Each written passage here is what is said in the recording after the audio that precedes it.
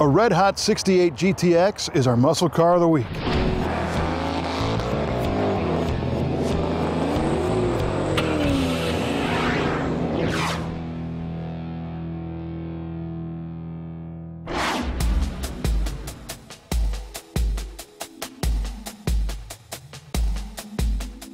A loose definition of a muscle car is a stripped-down car built on an intermediate-sized platform, but stuffed with the largest, most powerful engine available at the time.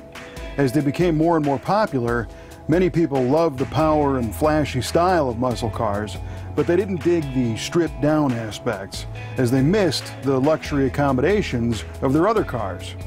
And not wanting to miss out on any sales, the automakers responded with fancier versions of the bare bones cars, like this outstanding one of 24 built 1968 Plymouth Road Runner GTX convertible powered by the 426 Hemi. To make a GTX, you start with a base Road Runner and start adding stuff to it.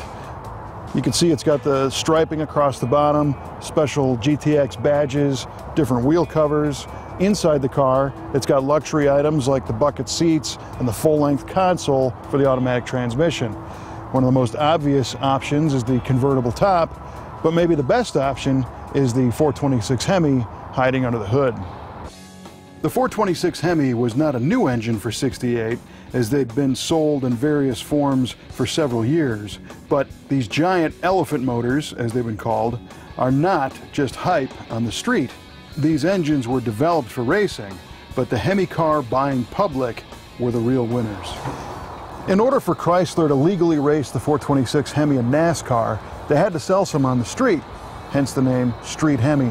The Street Hemi came out in 1966. Today, we've got a 425-horse Street Hemi under the hood of our luxurious GTX.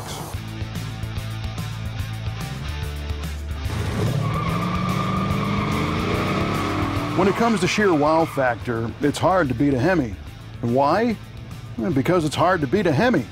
The 425 horsepower rating doesn't tell the whole story, as these engines thrive on the red end of the tachometer and were designed for top speed fun on NASCAR tracks. The street version isn't quite the same as the race engine, but the 68 seen here still has dual 4-barrel carburetors, solid lifters, a cross-bolted block, and high-strength internals to make power and spin freely.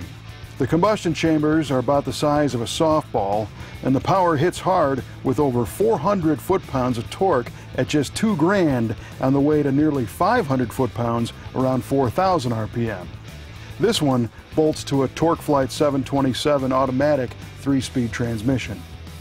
As a performance machine, the GTX is a gussied-up Road Runner, which was marketed as a no-frills, all-business muscle car. The GTX, on the other hand, sat at the top of the Plymouth mid-size model lineup, perched above the Road Runner, Sport Satellite, and Belvedere. The GTX boasted similar performance to the Road Runner, but with all the style and upgrades offered to attract the higher-end car buyers who didn't want to sacrifice the amenities for performance. The suspension featured beefed-up torsion bars and shocks for better handling, and the rear leaf springs were fortified for Hemi engine cars. An 8 3/4 rear axle housing features a locking differential and 3 23-to-1 rear gears for comfortable cruising on the open road. Dual exhausts trumpet the Hemi's arrival or departure.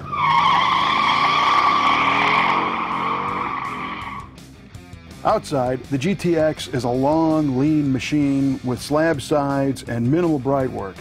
The black GTX stripes break up the flanks, and the fenders and quarters are creased with subtle flares for contour. A GTX badge informs the masses, and the 14-inch body-colored steel wheels and hubcaps seem a little out of place on a sporty ride like this, and actually look more like Road Runner basics, but the red lines go nicely with the bright red paint on the car. Magnum 500 wheels were optional. Note the small round marker lights at the fender and quarter ends. Those were new for 1968. The hood features a bold side-facing scoop design with Hemi callouts in the middle of the simulated openings.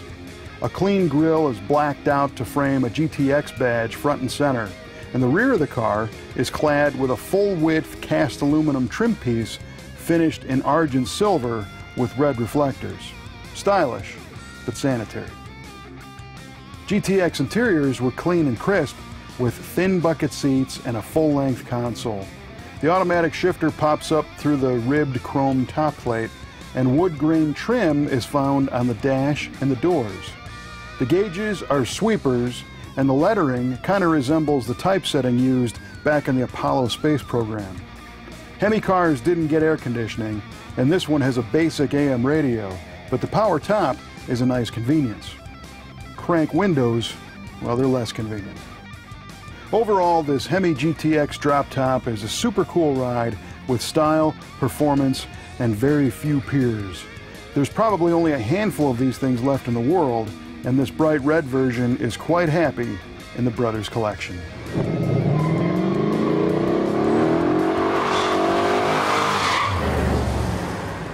The Brothers collection has bare bones muscle cars and fancy ones like this GTX.